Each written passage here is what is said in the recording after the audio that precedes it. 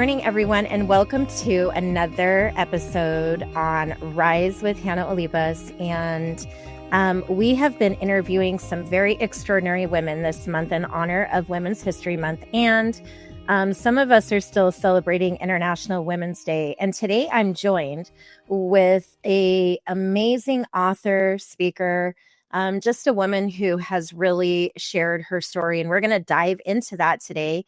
And I want to welcome Dorothe Philippe. How are you today? Thank you very much. Very great. Thank you. I'm very, very happy to be here and to have the opportunity to speak to you and to our listeners. So can you tell our viewers a little bit about you and a little bit about what you do? Yes, of course. So I'm originally from Germany, but I live in France for 36 years now. I have 4 grown-up children who everybody left the house. So I'm living on my own now and I'm enjoying it. And I'm actually working internationally as a life coach, a healer, and an animal psychic. So I'm doing animal communications and animal psychology.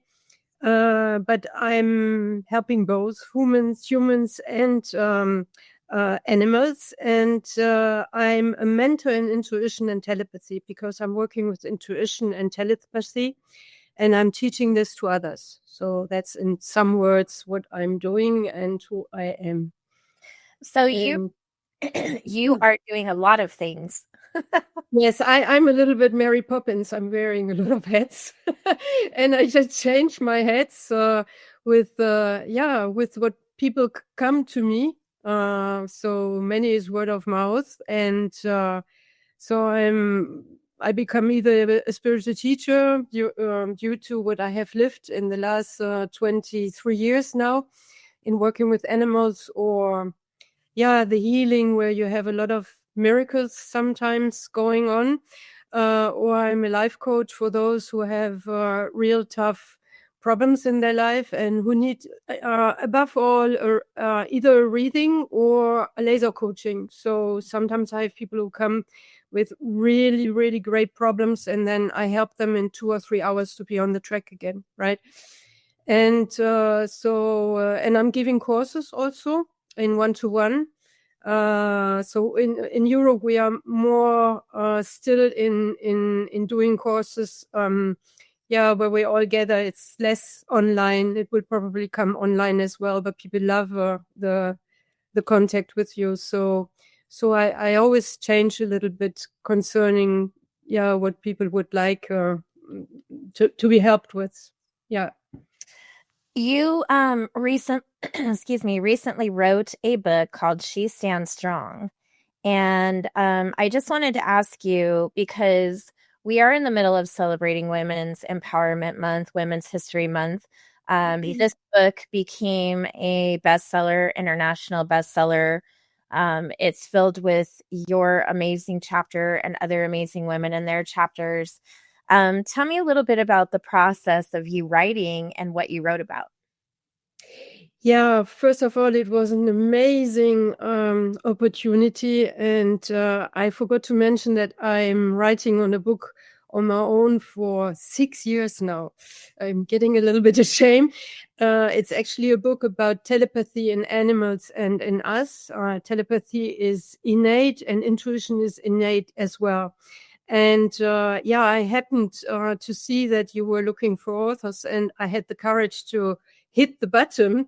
And so one of my dreams was to become a best-selling author. And it happened that it was thanks to that book that I could realize that dream. So in She Stands Strong, I speak about my journey. My journey from the difficulty that most of us meet in life, and then it's from that difficulty we start out and we become somebody else. We have the chance to learn something. We have the chance to do an enormous evolution, and I report about this. about my journey and what I have learned, and I shared what I have learned, which is basically on intuition in She Stands Strong. So I started out in meeting a healer. I have 4 children, and my youngest child, 23 years ago, got very sick, and there was no remedy at the hospital, only a very risky operation and or being part in a study for a new medication. So both outcomes were very, very unsure, and my intuition was just crying in myself, no, don't do that. And so fortunately my husband followed me, so we took our son out of the hospital, and in the hope to find a solution somewhere else. And in speaking to a friend, I came upon that healer, and with a very ancient healing knowledge, he healed our child, and I got initiated from this man into intuition and into telepathy and into some healing as well. And from there on, I would say my whole belief system crashed a little bit. So first of all, you're very happy that you are helped, and then you are shocked that something like this can happen. Mm-hmm. And then when you have been in hospital and you have been with your child in hospital, and you know there are lots of others who could also need help, that was actually my biggest problem, was to accept that we were helped, and but that there are still a lot of children or other people who could need that help from ancient knowledge. And and we could maybe combine it, but it's not always possible. So that was probably where I swear to myself that whenever I have the chance, that I will speak up loud about things that we are born with, because it's innate. We actually know to thrive. We actually know to heal each other. We actually know to do the right thing. Everything is inside of us. And but with modern education, I would say, or even the way that we think so analytically today, we often push things aside and we don't pay attention to ourselves anymore. So I'm giving in the chapter some ways to first of all to know a little bit more about intuition, and also how you can feel it, how you can tune into it, and how you can feel good with it, I would say. And so that we start to learn to listen to ourselves, which is very important. What an incredibly powerful story. I feel like, you stood strong in your decision to listen to your intuition, whereas a lot of people don't even know that they have that power to discern, and make decisions. It's hard.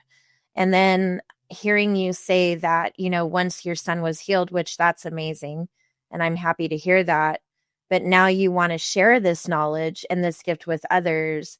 And throughout the years of this journey for you, have you ever had people who questioned, some people would call it a miracle. Some people wouldn't even understand it. It's when you're talking about intuition, spiritual healing, what are some of the things that people say to you opinion-wise? Have they been receptive, open, or kind of unsure?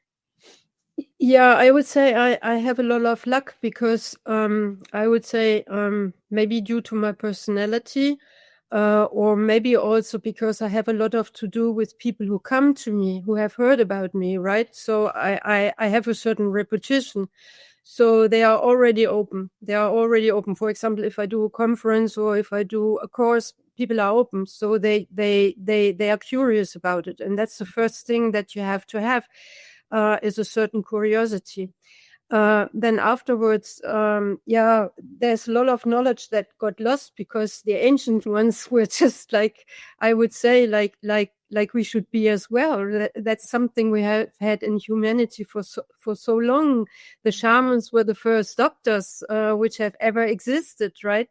So this has always existed, and then sometimes if I have, for example, to do with people, as I'm working with animals also, so it can, for example, happen that I come into a stable where I have a horse where I work on, and the owner is very open and the owner of the stable is very closed. And but usually I find a way to, I would say, to communicate, and because it is innate, I would say, if you have the right words, people just open up, and they so I have a lot of luck that I never have met a lot of how you say, distance or a huge confrontation, right? So I can be very natural about it. Yeah. So when you are thinking of the title, She Stands Strong, what is the very first thing that you feel? Because you wrote this book with several other women, and every person who's in the book has a different story. But you've connected with these women. Yeah. All virtually. It was a book that was created with women all around the world. And so what does that title mean to you today? Oh, I would say it's really never ever give up in whatever situation you are, because the book is about so many different stories, right?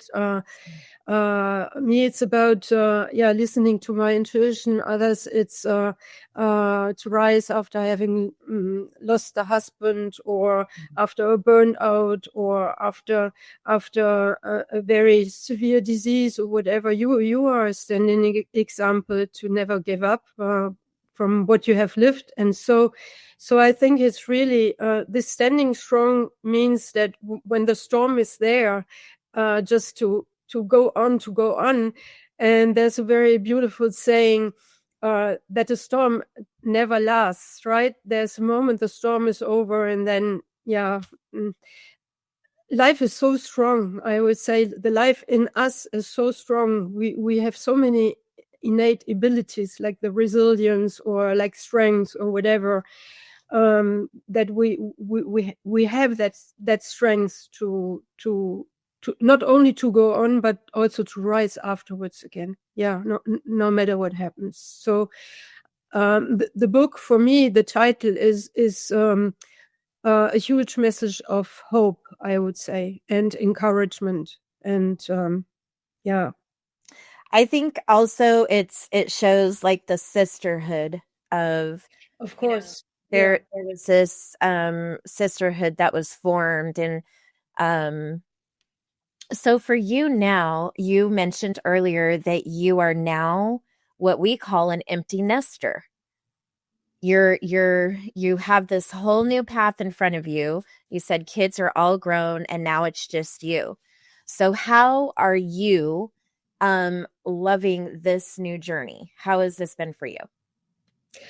Oh, I would say I have always been very active. So I was working, right? But I have been, like all the women, in the service of the family, for the husband, for my 4 kids, for cats and dogs and horses, and I don't know, whatever, and a big house and a big garden.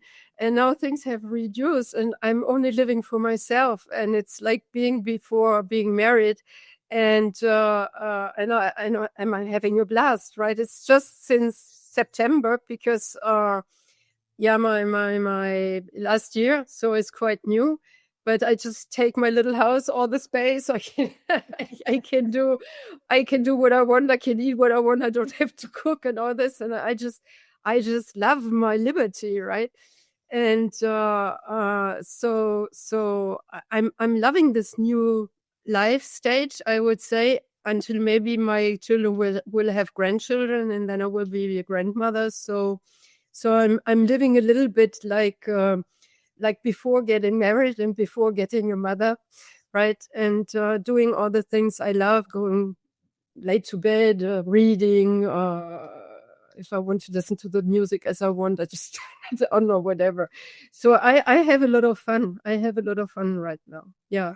What are some of the things that you'll be doing this year for your business? Or do you have any upcoming events, any travel plans, anything Yeah, exciting? I'm sorry, I interrupted you. I'm working a lot. I'm That's really okay. working a lot. Yeah, because I have signed up for 5 other books as a co-author. So I'm very happy for all the chances that She Rises offers. And so I'm very engaged in that. I have done several, 2 summits with you. So that was quite a, how you say, because I'm a little bit camera shy, or I was camera shy. So all these are amazing opportunities, right? To handle technology and all those things. And yeah, my personal dreams, or I continue working as a life coach, continue working as a an animal communicator or animal psychologist, but I would like to work on online courses. Mm. And of course, this is my ambition also for this year, is to finish my book on telepathy. Right, I have about 230 pages, but I have to restructure it, and so I will be very busy this year. I'm quite ambitious for many years, and the thing is now where I'm, I would say, alone, where I really don't have my kids anymore and everything. I can really focus on myself, because well, that's a little bit the fate of women, right? You always hurry up to have time for Yes. yourself, and then, oh, what's that? Okay, okay, everything aside, so working for the family, for doing this and that, and then, okay, where's my stuff? Up. So you sort of always live in boxes, and you always hurry up, and so I can do the things a little bit with a little bit more time for myself. Yeah. So this year, a lot more writing, maybe your solo Yeah. book release. Yeah. So my last question to you is, in honor of celebrating women making history, what is something that you would share to women listening today to give them hope? And maybe there's women out there who have been sitting on the fence of doubt and really stepping into the things that they want to do. And my opinion, and I believe this, is that every woman makes history. Every woman is a part of making this world beautiful, making changes, facing things, and coming out so much stronger. So, what do you say to those women who are still unsure today? And how can we celebrate Women's History Month? Yeah, I would say to never, ever, ever give up a dream, right? Sometimes we even have forgotten our dreams because so much has happened in the meantime. But if you take a little bit of time and you go back into your life, and you connect to something which was a dream, or which was a real deep heart wish, maybe for your self-realization, right? That can be something very small or something very big. Mhm. I would say to dig it out again, and to never ever give up. And the other thing I would like to share is also that we actually really have everything inside of us. Mhm. And this is an enormous privilege, and we have this inner voice who is always guiding us and telling us, this you should do, this you shouldn't do. So to pay a lot of attention to ourselves, which is not necessarily something that women do, because we are orientated to the others, right? Mhm. And but we are multidimensional beings, I would say. Women are Shiva. They have so many so many hands, right? So the same is concerning your mind, or even possible in your heart. So you can serve the others and you can also serve yourself. And this is something I think women have to learn, to cut a little bit their concentration a little bit into several parts, I would say. And if you look at nature, everything is balanced, right? So yes, to pay attention to the others is okay, but pay attention also to ourselves. And if something is really strong calling us, to never forgive it, because maybe you don't have the time right now because you have a baby, or I don't know, you're just going through something else, but to keep it in mind and keep it in the heart and to not forget it. And then there's always a moment where you can jump on a train again and realize either what you always dreamed of, or just for being yourself, I would say. So now, how can people watching and listening connect with you and follow you, or if they're looking for a coach, how would people connect with you? I have a website, which is www.Dorothe Philippe, in one word, .com. And you also find me on Instagram and on Facebook. And there's a link where you can hit on my website then.